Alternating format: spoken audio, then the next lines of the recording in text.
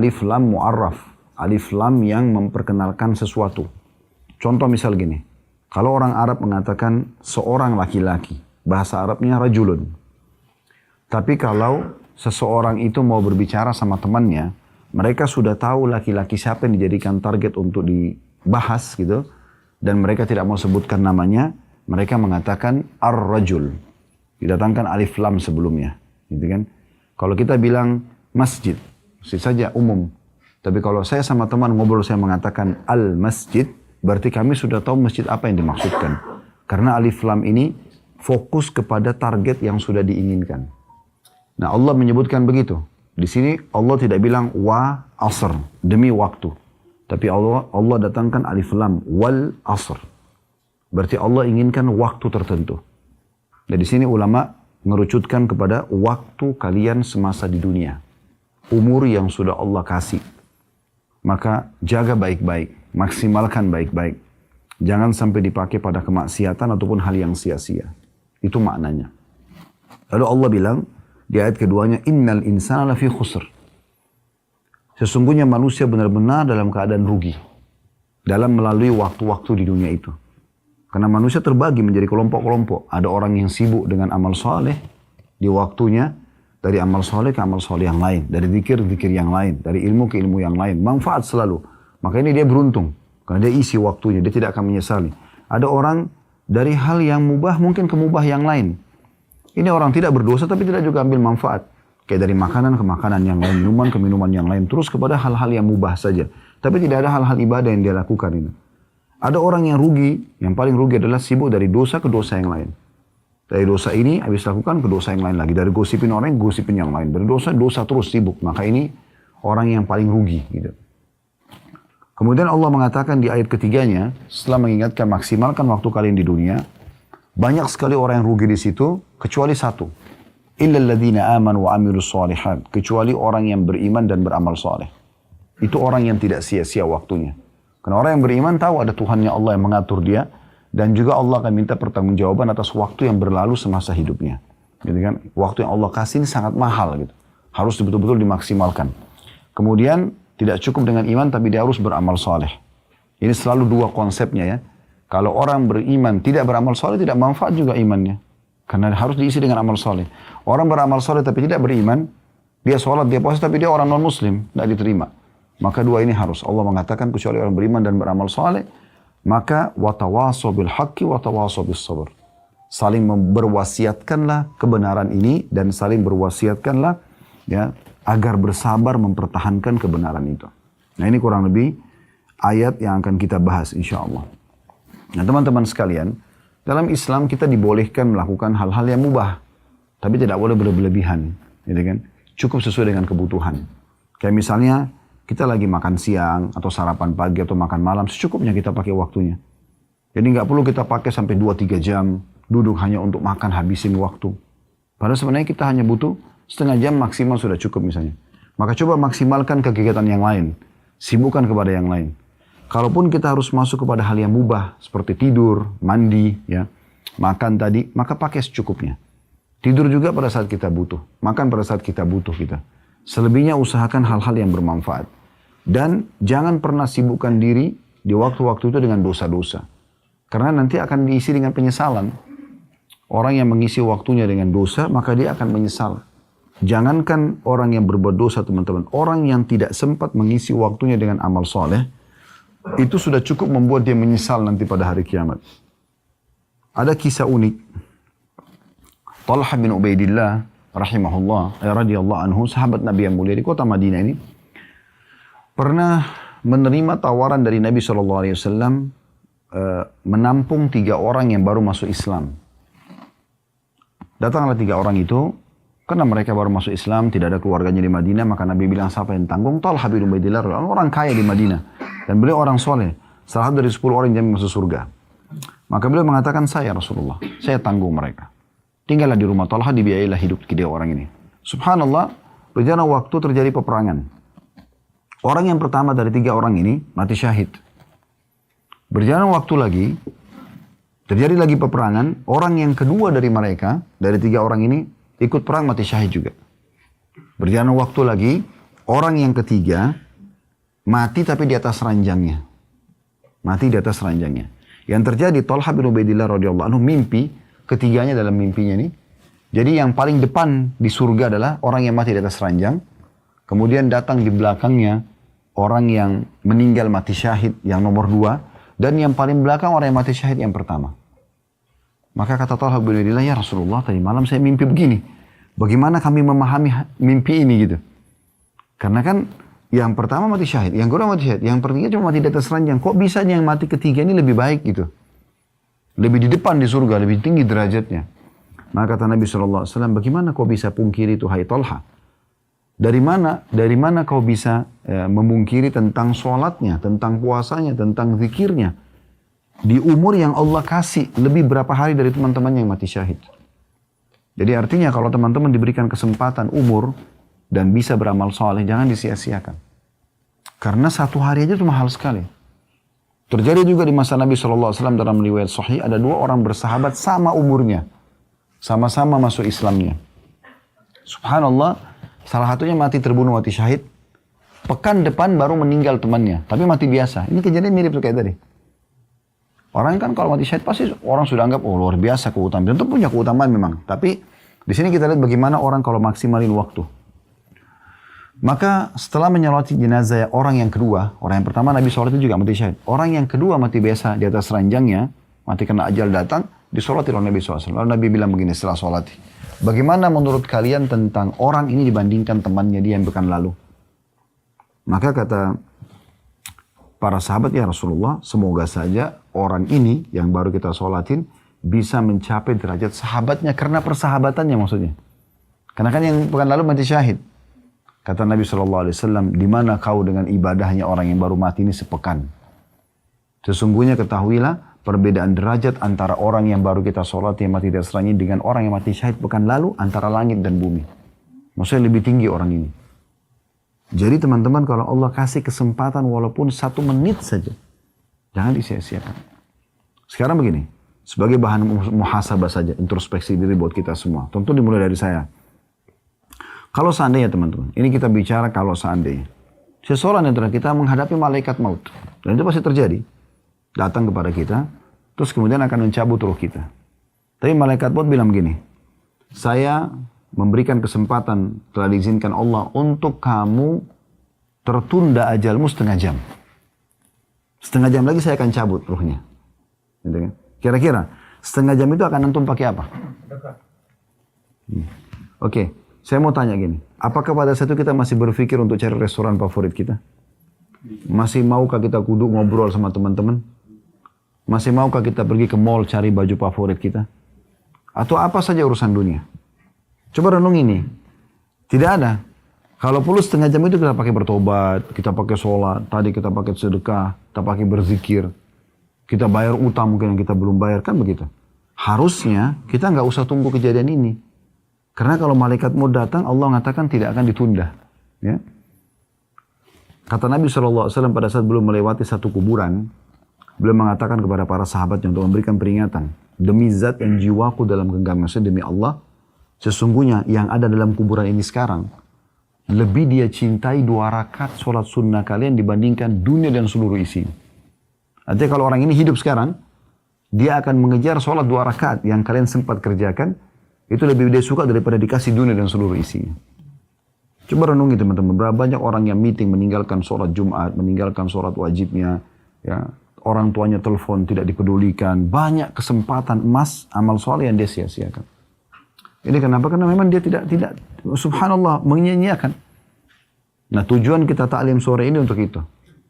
Ya, bagaimana kita coba memaksimalkan waktu kita isi dengan hal-hal yang bermanfaat. Selalu tanyakan, dari bermanfaat yang satu bermanfaat yang lain. Bahkan, usahakan teman-teman sekalian, kalau kita kerjakan hal-hal mubah, ada nilai pahalanya. Bagaimana caranya Ustaz? Sekarang makan, bisa nggak akan jadi dapat pahala? Minum, tidur, ya, ngobrol, bisa nggak dapat pahala semua? Bisa. Syekh Abu Bakar Jazair rahimahullah, salah satu ulama yang pernah mengajar 40 tahun di Masjid Nabawi, sudah meninggal beliau. Beliau banyak punya karya tulis, diantaranya Minhajul Muslim yang kami bedah ada di YouTube ya. Beliau pernah merincikan masalah itu. Bahwasanya Hadis Nabi SAW, innamal a'malu binniyat, semua sesuai dengan niat. Wa innamal likulli imri'in ma nawa, semua orang akan dibalas sesuai dengan niatnya. Ini menandakan dari hadis ini, bisa saja seseorang dengan niatnya, itu dia mengalihkan sesuatu yang mubah menjadi sunnah. Contoh misal, kalau kita ngantuk, dan kita katakan, ngantuk, tidur langsung. Hanya sekedar ingin menghilangkan ngantuk atau capek kita. Mubah. Nggak dosa, nggak pahala gitu kan. Tapi ini bisa kita ubah menjadi pahala. Bagaimana caranya? Niatkan dalam hati, kalau tidur yang akan kita kerjakan itu untuk memberikan hak tubuh yang Allah amanahkan. Kita niat begitu, ini sama niat saja nih, pengalian niatnya gitu kan. Maka akhirnya tidur kita yang 6 jam, 7 jam ini, itu akan berubah menjadi pahala. Karena kita nggak mungkin ngantuk kecuali memang penciptanya, Allah yang memberikan kita rasa ngantuk. Sinyal kalau tubuh kita sedang butuh istirahat kan begitu. Jadi jangan cuma sekedar ngantuk, plak, langsung tidur gitu. Enggak, tapi bagaimana kita niatkan, oh ini untuk memberikan hak tubuh yang sedang Allah amanahkan. Karena memang tubuh harus dirawat kan. Tidak usah kita bicara kita masih hidup. Meninggal saja, jadi jenazah. Bukankah jenazah harus dimandikan? Kenapa jenazah dimandikan? Padahal toh sebentar masuk tanah dan dimakan oleh belatung tanah jasadnya. Yang hidup kan ruhnya gitu kan. Karena memang Allah SWT meminjamkan kepada kita itu. Dan kita harus menjaganya. Apalagi orang yang hidup gitu kan. Mandi juga begitu. Allah Subhanahu wa Ta'ala memberikan kepada kita mandi segar. Kita merasa lebih segar. Ya, kalau kita tubuh ini lagi butuh pembersihan, kita diberikan oleh Allah rasa gerah. Maka dengan mandi kita segar. Kalau kita mandi saja cuma sekedar segarin badan biasa, karena nggak mau gerah, maka mubah. Tapi kalau kita niat memberikan hak tubuh kita yang Allah amanahkan sehingga kita rawat, maka menjadi pahala. Begitu juga dengan tidur, begitu juga dengan yang lainnya. Kita niatkan tidur untuk memberikan hak tubuh kita agar istirahat. Dan semua itu bisa menjadi pahala di sisi Allah Subhanahu wa Ta'ala. Ada sebuah hadis Nabi SAW yang perlu kita renungi, hadis Bukhari. Kata Nabi SAW, ni'matani magbulun fihima kathirun minan nas. Ada 2 nikmat Allah yang melimpah sebenarnya. Orang semua bisa rasakan. Tapi dilalaikan oleh banyak manusia. Banyak manusia anggap remeh. Yaitu yang pertama, as-sihhatu. Kesehatan. Dan yang kedua, wal faraq. Waktu lowong. Ya. Jadi waktu lowong ini teman-teman bukan untuk dipakai buang-buang gitu. Tapi dipakai hal yang bermanfaat. Kan? Dan ini perlu sekali untuk diperhatikan dan kita sendiri masing-masing mengetahui. Bukan kita tidak boleh duduk bersantai, enggak, tapi bersantai itu pun sesuatu yang berisi manfaat. Nanti kita dengar bagaimana para salafus saleh mengisi waktu-waktu mereka. Ya. Ada peringatan yang baik dari Hasan Basri rahimahullah. Beliau mengatakan perkataan yang baik untuk menjadi bahan renungan. Beliau mengatakan, Ibnu Adam innama anta ayyamun kullama dhahaba yawmun dhahaba ba'duk. Artinya, wahai anak Adam, kamu hanya kumpulan-kumpulan hari. Setiap kali harimu berlalu 1 hari, maka pergilah sebagian dari dirimu. Jadi sebenarnya teman-teman yang dilakukan oleh orang-orang muslim, bangga dengan ulang tahunnya, merasa hebat, prestasi itu keliru. Kita justru harus hati-hati itu. Ya. Karena Allah SWT kalau memberikan kita kesempatan umur bukan untuk mabuk-mabukan, bukan untuk maksiat, justru untuk beribadah. Semana sudah kita jelaskan tadi 2 riwayat tentang kisah orang yang meninggal tapi sempat beribadah sepekan saja beda dengan temannya, sudah cukup beda derajatnya di sisi Allah Subhanahu wa taala. Umar bin Abdul Aziz rahimahullah, seorang khalifah Umayyah yang berkuasa dari tahun 99 sampai 101, 2 tahun beliau berkuasa. Sebagian ulama ada yang mengatakan dia adalah khalifah Rashidah yang kelima. Maksudnya setelah Abu Bakar, Umar, Uthman, Ali, dia yang kelima. Karena solehnya luar biasa gitu. Yang jelas, banyak nasihat beliau yang sangat unik. Ya, dan menyentuh hati. Di antaranya beliau mengatakan, Innal layli wan nahar ya'malani fika fa'mal fihima. Ketahuilah bahwasanya malam dan siang itu bekerja untukmu. Jadi siang dari pagi tadi sampai sore begini ini, Allah siapkan ini sedang bekerja buat kita. Dia siapkan dirinya buat kita gitu. Begitu juga malam nanti, juga bekerja untuk kamu. Maka bekerjalah ya dengan memaksimalkan keduanya. Jadi jangan sampai kita sia-siakan. Teman-teman sudah tahu Umar bin Khattab radhiyallahu anhu itu kalau tidur malam, beliau selalu letakkan ada genangan ember, air, bejana di dekat ranjangnya. Dan kalau beliau tidur, beliau seringkali meletakkan tangan di bawah pipi atau kadang-kadang digeser sedikit. Kalau dia terbangun dan tersentuh dengan air itu, maka dia bangun dan tidak pernah lagi tidur, diisi dengan sholat malam. Karena ingin memaksimalkan waktunya. Imam Nawawi rahimahullah, pernah dengar Imam Nawawi ya? Meninggal belum 40 tahun, karya ilmiahnya sangat banyak. Banyak sekali. hadis 40, Arba'in Nawawi, ada Riyadus Sholihin, ada banyak. Beliau itu teman-teman kalau mau tidur malam, ini caranya dia ya. Bukan berarti saya minta teman-teman begitu, tapi lihat bagaimana mereka maksimali waktu. Imam Nawawi rahimahullah itu belajar di 13 guru dengan 13 kitab sehari. Jadi kayak Bapak Ibu sekarang hadir begini sekali belajar sama kami, ini 13 kali pertemuan begini dalam sehari beliau buat. Orang kalau kuliah pun sekarang itu maksimal 5 materi, 6 gitu kan. Ini beliau 13 kitab di 13 guru, berbeda-beda bahasannya. Dan tidak cukup, saya tidak berhenti, tidak mengatakan, aduh sudah deh saya sudah belajar tadi capek, enggak. Pulang ke rumah nih, dia bersih-bersih, kemudian dia mulai pada saat mau tidur, dia ambil buku, kitab. Yang dia belum pelajari pada hari itu, kitab lain. Lalu dia tidur sambil berdiri, Imam Nawawi itu. Dia tidur menyandar di tembok, kemudian satu kakinya diangkat, dilipat, yang satunya menopang diri, lalu tidur. Begitu dia bangun baca buku. Begitu mereka luar biasa memaksimalkan waktunya gitu. Jadi nggak diisi dengan hal yang sia-sia, gitu kan. Kadang-kadang kan banyak orang di antara kita sudah nggak tahu harus buat apa, pegang handphone, buka lagi, tutup. Padahal sudah tidak ada WA yang masuk. Nggak perlu lagi lihat itu. Kenapa nggak baca istighfar? Kenapa nggak baca salawat? Kenapa nggak berdoa? Kenapa nggak coba baca ayat Al-Quran? Lebih besar manfaatnya. Kan gitu. Itu contohnya. Imam Ahmad mengingatkan, rahimahullah mengatakan, aku hanya melihat masa muda itu, yang selalu orang anggap, saya masih muda, atau waktu lowong itu, seperti sesuatu yang menempel di bajuku, dan dia jatuh. Gitu kan. Setiap orang kadang-kadang terlalaikan dengan masalah ini. Abul Walid Al-Baji, rahimahullah, juga berkata, jika aku telah mengetahui dengan sangat yakin bahwa hidupku di dunia ini seperti 1 jam di akhirat. Karena kan satu hari di sisi Allah kan sama dengan 1000 ya, tahun gitu kan. Jadi besar sekali waktu di akhirat. Dari waktu dunia ini pendek. Kalau aku tahu bahwasanya waktuku di dunia ini dibandingkan akhirat sama dengan 1 jam saja waktu akhirat, maka mengapa aku tidak bakhil dengan waktu hidupku untuk melakukan perkara yang sia-sia? Dan hanya kujadikan hidupku ini dalam kebaikan dan ketaatan saja. Abu Bakar mengingatkan radhiyallahu anhum, statement beliau yang menarik. Beliau mengatakan, inna lillahi haqqan bin nahari la yakbaluhu bil lail. Ketahuilah ada hak-hak Allah di siang hari. Allah enggak terimanya di malam. Ya. Walillahi haqqun bil lail la yakbaluhu bin nahar. Dan Allah punya hak di malam hari, tidak diterima di siang hari. Maksudnya maksimalkan. Kayak tahajud, kan cuma di malam hari. Sekarang kalau kita luputkan tahajud itu, berarti kita nggak bisa kerjakan sekarang. Begini rasional teman-teman sekalian. Kalau ada peluang amal soleh jangan disia-siakan. Karena peluangnya tidak terulang. Nggak terulang. Gitu kan? Contoh misal, ada orang tidak sholat subuh tadi misalnya di masjid. Contoh saja. Ya. Itu kota yang besar, dia tidak sholat subuh. Anggaplah dia punya udzur misalnya. Ketiduran lah apa segala macam.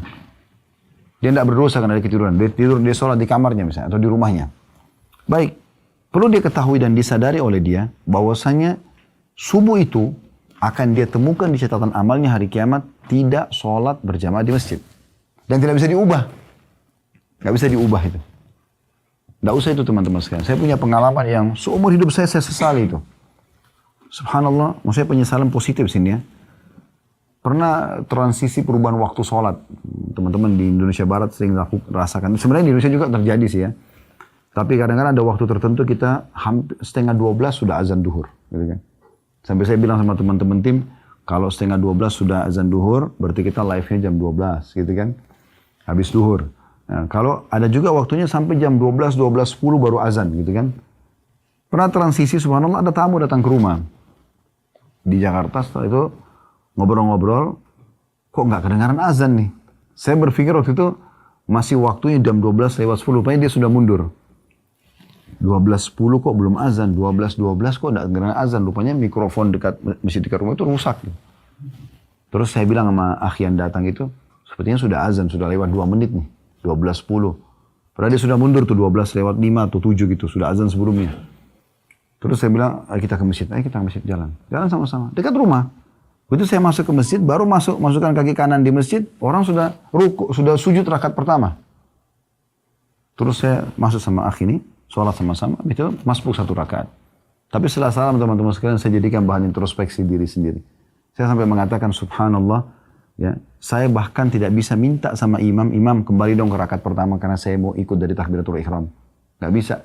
Tercatat di buku amal saya, sholat duhur itu di hari itu masbuk 1 rakaat. Dan tidak bisa diperbaiki. Permasalahannya itu kalau amal soleh. Kalau kita nggak jeli mencari kesempatan untuk memaksimalkannya, maka susah. Ya. Kalau dosa, kita masih punya kesempatan untuk bisa memohon ampun, Allah maafkan, gitu kan? Tapi tentu kalau kita pertemukan teman-teman, mana yang lebih baik? Kita sibuk dengan amal soleh atau kita bertobat dari dosa? Tentu saja sibuk dengan amal soleh. Tidak boleh orang mengatakan, oh saya buat dosa aja sekarang, toh nanti kalau saya tobat juga Allah akan terima. Ya, kalau dia nasuha memang diterima. Tapi waktu-waktu yang dia buat dosa dan akhirnya Allah bersihkan setelah dia taubat, ini berarti kosong dari amal soleh ini. Yang mungkin satu amal soleh cukup mengangkat derajat dia yang tinggi di surga. Dari mana kita tahu? Mungkin senyum dengan seorang muslim, mungkin ini, mungkin itu, cukup mengangkat derajat yang sangat jauh di surga. Perbedaan jauh sekali. Sampai Nabi SAW pernah mengatakan atau kepada satu orang sahabat, ketahuilah, atau beberapa orang sahabat, ketahuilah, aku diperlihatkan orang dari umatku yang keliling dan menikmati istana di surga. Dan fasilitasnya itu dari duri yang dia pindahkan dari jalanan. Mungkin anggap remeh kan? Duri, paku. Itu saja dipindahkan, yang orang banyak anggap remeh, itu sudah cukup. Dia kata Nabi SAW, dia menikmati begitu luar biasa kehidupannya di surga. Menikmati semua segala macam. Jadi amal-amal soleh itu tidak bisa kita anggap remeh. Makanya kata Nabi SAW, la tahkiranna minal ma'rufi syai'a. Jangan kalian pelit-pelit dengan amal soleh. Jangan kena kecil kita anggap gak usah dikerjakan. Ingat, ibadah sunnah juga perintah agama. Selalu, itu kan sunnah. Seakan-akan begitu. Kenapa nggak puasa Senin Kamis? Itu kan sunnah. Zikir pagi petang sunnah. Salat qobliyah, duha, qiyamul lail sunnah. Umrah sunnah. Tapi sunnah itu perintah agama. Kenapa nggak dikerjakan? Apa fungsinya amal-amal sunnah? Fungsinya akan membantu amal wajib Bapak Ibu sekalian. Kan begitu dalam hadis Bukhari. Kata Nabi SAW, awal amal hisab hari kiamat adalah salat. Kalau dia baik, maka beruntunglah dia. Dalam riwayat lain, akan membantu amal-amal lain. Kalau dia buruk sholatnya, maka akan rugilah dia. Riwayat lain akan mengganggu amal-amal lain. Akan mengganggu amal-amal lain. Dan kalau sholat wajibnya ada yang kurang, Allah Subhanahu wa ta'ala berfirman kepada para malaikat, carilah amal-amal sunnahnya, sholat sunnahnya. Kalau ditemukan, maka akan menyempurnakan kekurangan sholat wajib. Coba bayangkan. Mungkin ada kita lupa wudu, kurang khusyuk. Ternyata sholat duha, sholat qobliyah, sholat tahajud, sholat witir, semua sholat taubat, tahiyat masjid, ini bisa membantu menyempurnakan itu. Kalau sudah sempurna sholat wajib kita, ini akan menambah ekstra pahala. Dan kata Nabi SAW, itu berlaku pada semua amal-amal umumnya. Maksudnya, puasa sunnah akan bantu puasa wajib, sedekah akan bantu zakat, umroh akan bantu haji. Akan terbantu dengan amal sunnah itu. Amal sunnah juga yang banyak dianggap remeh oleh orang ini, teman-teman sekalian, itu adalah penyebab datangnya cintanya Allah sebagai pencipta, gitu kan? Kata Nabi SAW, Allah berfirman, la yazalu abdun yataqarrabu ilayya bin nafil hatta uhibbu. Seorang hamba terus dekatkan diri kepadaku dengan amal-amal sunnah sampai aku mencintainya. Kalau aku mencintainya, fa idza ahbabtu kuntu lahu sam'un liyasma'u bihi. Aku akan menjaga pendengaran yang digunakan untuk melihat. Basaru yabsuru bihi, dan penglihatan yang digunakan untuk melihat, penglihatan yang digunakan untuk melihat. Wa yadul ladzi yabtishu bihi, dan tangan digunakan untuk menjamah. Wa rijul ladzi yamshi alaihi, dan kaki yang digunakan untuk melangkah. Jadi Allah akan jaga orang dengan amal-amal sunnah. Maka jangan dianggap remeh nih, jangan kena ini amalan kecil, enggak usah, enggak apa-apa. Padahal sebenarnya penting. Ada nasihat yang baik juga dari Rabi'ah rahimahullah. Dia seorang ulama tabi'in, dia menasihati seseorang tabi'in yang lain namanya Sufyan ats-Tsauri. Sufyan ats-Tsauri ini ulama di Mekah, terkenal dengan julukan Sajjad, orang yang suka sekali sujud. Dan dia kalau sujud di depan Ka'bah nggak angkat kepalanya sampai semua hajatnya sudah dituangkan kepada Allah. Terkenal sekali ibadahnya. Tapi ada temannya dia, ulama yang lain, pernah nasihati dia. Nasihatnya akhirnya dinukil oleh para ulama, karena nasihatnya menarik itu. Rabi'ah berkata kepada Sufyan ats-Tsauri rahimahumullah semuanya, innama anta ayyamu ma'dudah. Sesungguhnya kau adalah seperti bagikan ya, hari yang dapat dihitung. Fa idza dhahaba yaumun dhahaba ba'duk. Kalau telah berlalu hari maka berlalu sebagian dari dirimu. wa yushiku idza dhahabal ba'd an yadhhabal kull. Ketahuilah kalau sudah pergi sebagian dari harimu, maka akan pergi seluruhnya nantinya, gitu kan? Wa anta ta'lam, sementara kau mengetahui masalah itu. Fa'mal, oleh karena itu berbuatlah. Berbuat, jangan sia-siakan. Imam Syafi'i rahimahullah mengatakan, ya, sahabtu sufiyya falam astafidu minhum siwa harfaini. Aku pernah bertemu dengan orang sufi, tapi aku tidak pernah ambil manfaat dari mereka kecuali 2 huruf saja. Kata Imam Syafi'i rahimahullah. Ahaduhuma qauluhum, salah satu dari 2 manfaat itu adalah perkataan mereka yang sering mereka saling nukil. Al-waqtu sayfun fa in lam taqta'hu qata'ak. Waktu itu bagikan sebilah pedang yang kalau kau tidak memotongnya dia akan memotongmu.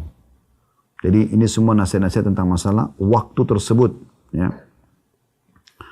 Ada nasihat yang baik dari Ibnu Qayyim rahimahullah, ya.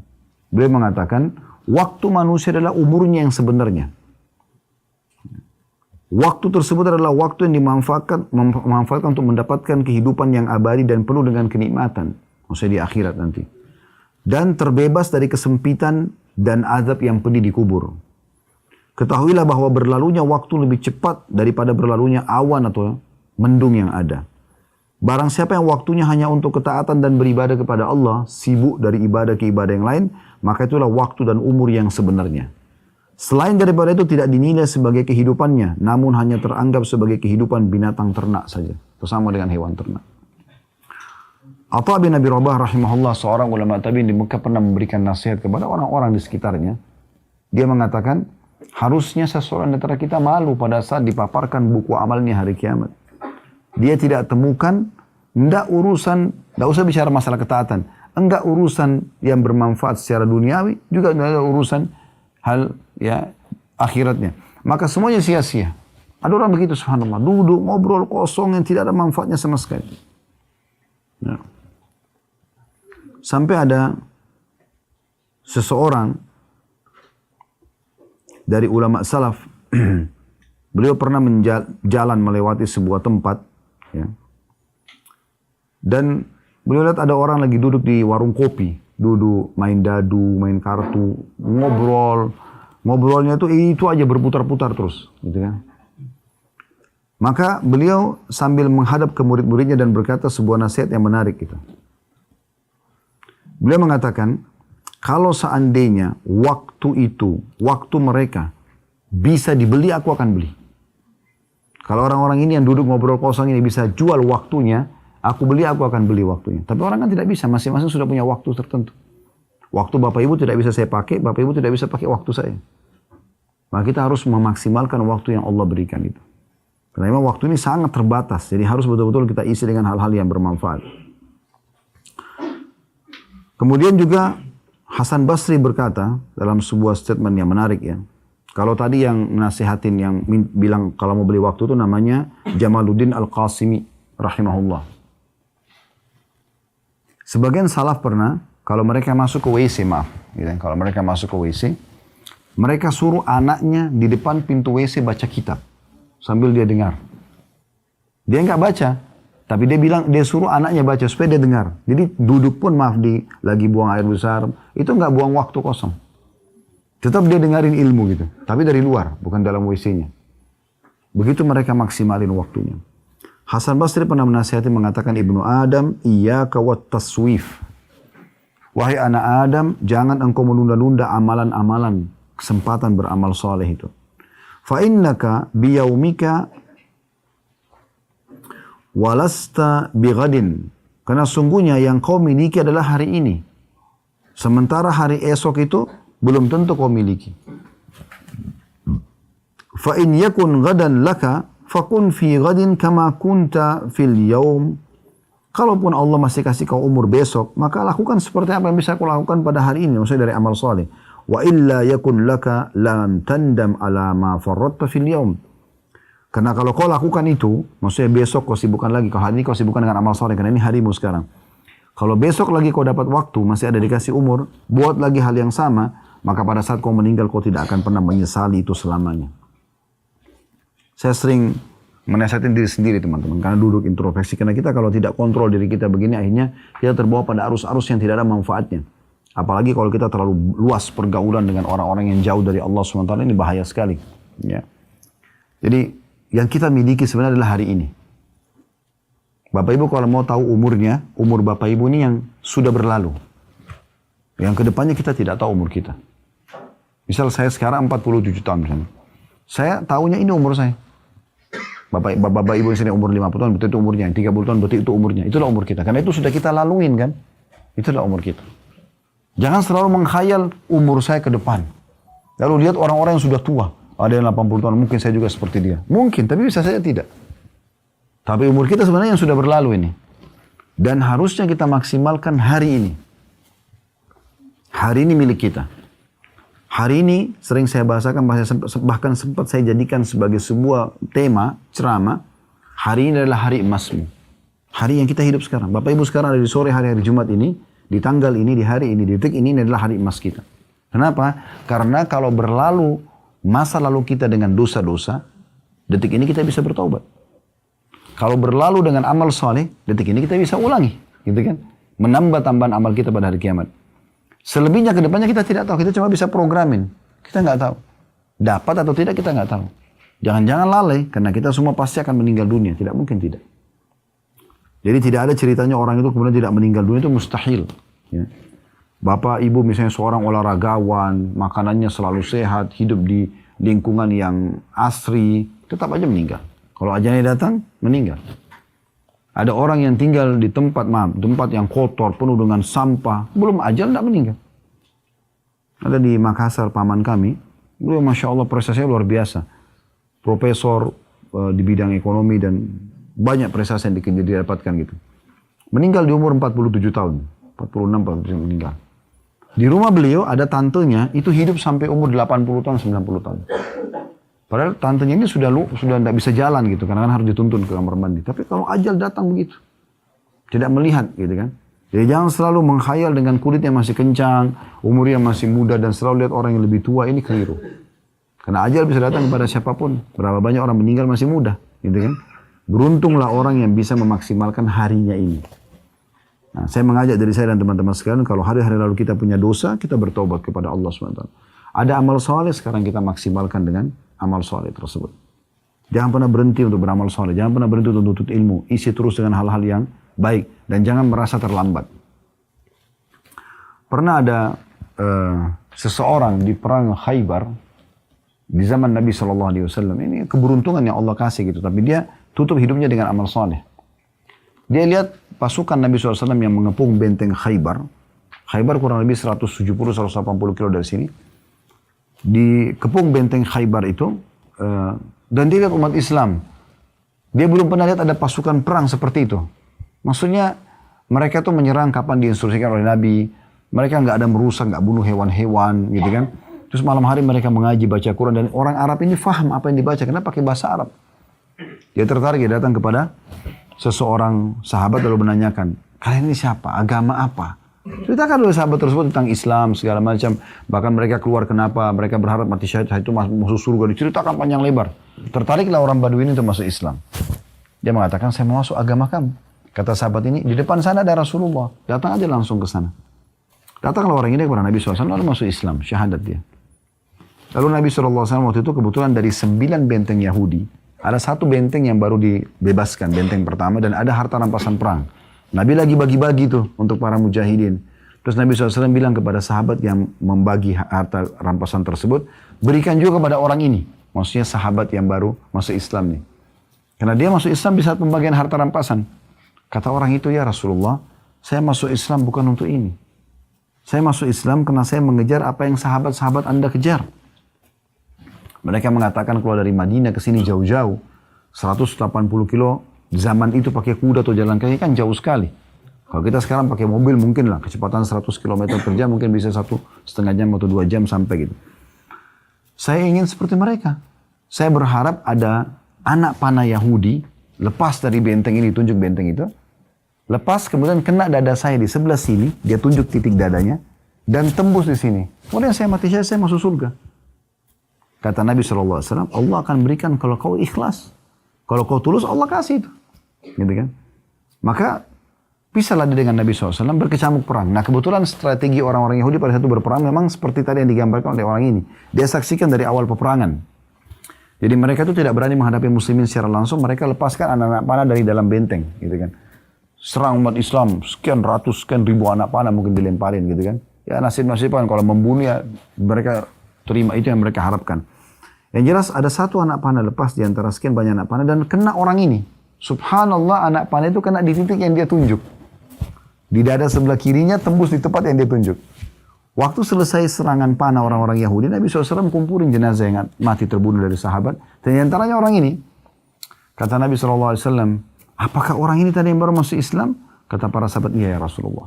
Kata Nabi SAW, Maha suci Allah ya, yang telah benar dengan janjinya. Siapa yang mau melihat orang ya, ahli surga yang belum pernah sujud sekalipun, maka lihatlah orang ini. Kalau Allah berikan taufik begitu. Jadi kalau kita punya kesempatan amal soleh, jangan sia-siakan. Jangan sia-siakan. Dunia ini teman-teman bukan target kita. Target kita akhirat. Dunia boleh kita lalui. Umat Islam boleh mengejar prestasi dunia, tapi bukan target utama. Sholat berhenti semuanya. Nggak ada, jangan pertemukan dan jangan seimbangkan bahkan antara pekerjaan dunia dengan urusan akhirat. Nggak. Dahulukan akhirat dari dunia itu benar. Seimbang aja nggak boleh. Itu Allah sebutkan dalam surah Al-Qasas. Surah nomor 28 ayat 77.